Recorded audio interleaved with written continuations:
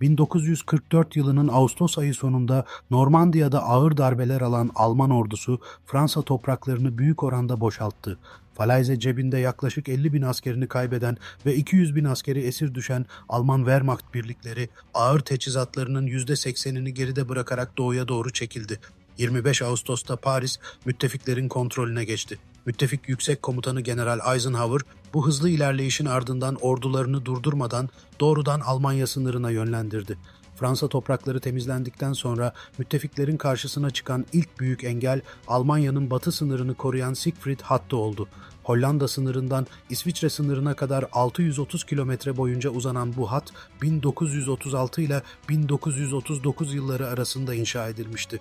Hat üzerinde birbirini görebilecek şekilde konumlandırılmış 18 binden fazla beton sığınak ve ejderha dişleri adı verilen yüz binlerce betonarme tank engeli bulunuyordu. Alman Başkomutanlığı Fransa cephesinden kaçabilen yaklaşık 230 bin askerini bu hattın arkasında yeniden organize etmeye çalıştı. Ancak bu askerlerin elinde sadece 100 civarında operasyonel tank ve sınırlı sayıda topçu bataryası kalmıştı. Adolf Hitler, hattın acilen tahkim edilmesi için Eylül ayı başında bir kararname yayımladı.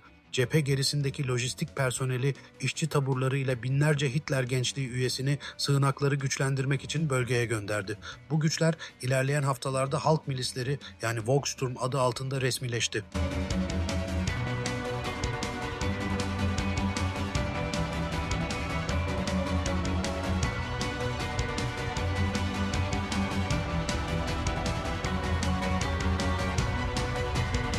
Eylül 1944'e gelindiğinde müttefik ordularının toplam insan gücü 2 milyon askeri aşmıştı. Ancak bu devasa gücün ikmal merkezleri halen Normandiya kıyılarındaydı ve cepheye olan mesafe 600 kilometreyi bulmuştu. Müttefik tümenlerinin günlük yakıt ihtiyacı 3,5 milyon litreyi, mühimmat ihtiyacı ise günlük 20 bin tonu geçiyordu. Lojistik yetersizlik nedeniyle tankların ilerleyişi yavaşladı. Hattı doğrudan vurmak istemeyen İngiliz General Bernard Montgomery, Siegfried hattını kuzey kanadından yani Hollanda üzerinden dolanarak geçmek için 17 Eylül 1944'te Market Garden operasyonunu başlattı. Bu operasyona 35 bin hava indirme askeri ve 1000'den fazla nakliye uçağı katıldı. Amaç, Ren Nehri üzerindeki köprüleri sağlam ele geçirip Siegfried hattının arkasına sarkmaktı. Almanlar bu hamleye karşı bölgedeki 2 numaralı SS Zırhlı Kolordusunu devreye soktu. 9 gün süren çatışmaların ardından müttefikler 17 binden fazla asker kaybetti ve Arnhem Köprüsü'nü geçemedi. Alman zayiatı ise yaklaşık 8 bin askerde kaldı. Operasyonun başarısız olmasıyla müttefiklerin hattın etrafından dolanma stratejisi çöktü. Ordular Siegfried hattını cepheden vurmak üzere yerlerini aldı.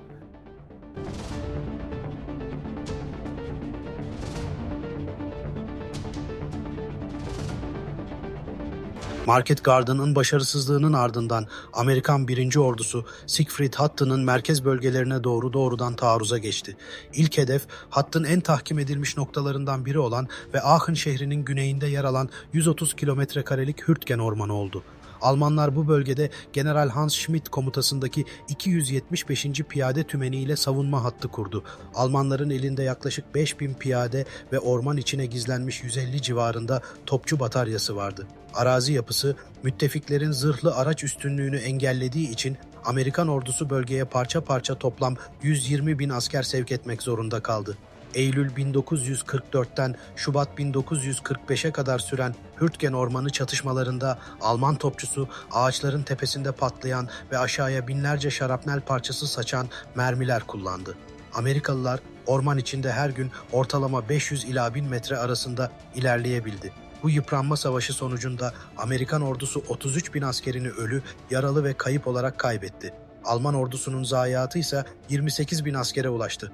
Hürtgen Ormanı, Amerikan askeri tarihinde tek bir muharebede alınan en uzun süreli darbelerden biri haline geldi.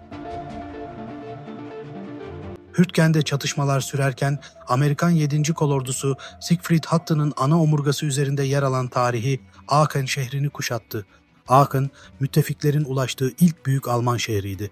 Hitler, şehirdeki 5.000 düzenli asker ve 7.000 Volkssturm milisine son adama kadar savaşma emri verdi. Şehrin savunmasından Albay Gerhard Wilck sorumluydu ve elinde sadece 20 adet tank bulunuyordu. 2 Ekim 1944'te başlayan Aachen Muharebesi'nde Amerikan ordusu şehri önce kuşatma altına aldı ve ardından 12 gün boyunca ağır topçu ve hava bombardımanına tuttu. Şehre sadece birkaç gün içinde 15.000'den fazla top mermisi düştü.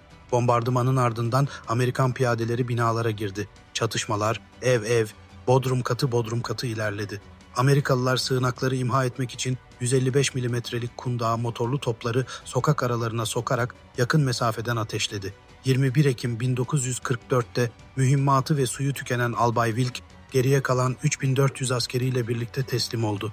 Amerikan ordusu şehri ele geçirmek için 5.000 asker kaybetti. Almanların toplam kaybı ise 5.000 ölü ve 5.600 esir olarak kayıtlara geçti.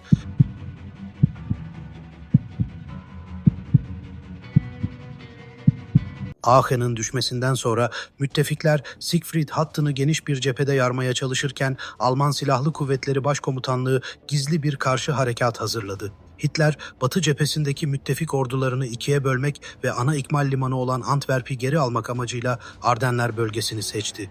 Bu bölge, Siegfried hattının hemen arkasındaki lojistik yollar sayesinde müttefik istihbaratından gizlenen askeri yığınağa ev sahipliği yaptı.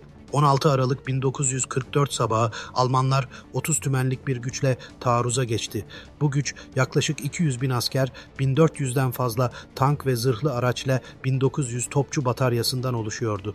Bölgeyi savunan Amerikalıların elinde ise başlangıçta sadece 80.000 asker, 400 tank ve 400 top vardı. Kötü hava şartları müttefik hava kuvvetlerinin kalkış yapmasını engellediği için Alman zırhlı tümenleri ilk 5 günde Amerikan hatlarında 100 kilometre derinliğinde bir cep açtı. Ancak Amerikan 101. Hava İndirme Tümeni kritik lojistik merkezi olan Bastogne kasabasını kuşatma altında olmasına rağmen teslim etmedi. 23 Aralık'ta havanın temizlenmesiyle birlikte müttefikler bölgeye 5.000'den fazla uçakla hava bombardımanı başlattı. Yakıtı tükenen ve tankları açık hedef haline gelen Alman ordusu Ocak 1945'in ortalarında başladığı Siegfried hattı mevzilerine geri çekilmek zorunda kaldı. Bu kumar Almanlara 100.000 askere ve ellerindeki kritik öneme sahip 800 tanka mal oldu. Müttefikler ise 90.000 zayiat verdi. Ardenler taarruzunun başarısız olmasının ardından Siegfried hattında dengeler tamamen değişti. Alman ordusunun elinde hattı savunacak ne zırhlı araç ne de yeterli mühimmat kalmıştı. Üstelik Doğu cephesinde Sovyet ordusu Berlin'e doğru yürüyüşe geçtiği için Hitler batıdaki elit birliklerin büyük kısmını doğuya kaydırdı. Hattı savunmak için geride çoğunlukla yaşlılar, çocuklar ve yaralı askerlerden oluşan zayıflatılmış taburlar kaldı. 1945 yılının Şubat ayı başında müttefikler 4,5 milyon askerden oluşan devasa bir güçle Siegfried hattına genel ve koordineli bir saldırı başlattı. İngiliz, Kanada ve Amerikan orduları hat boyunca eş zamanlı operasyonlar yürüttü. Bu kez müttefik istihkam birlikleri hazırlıklıydı.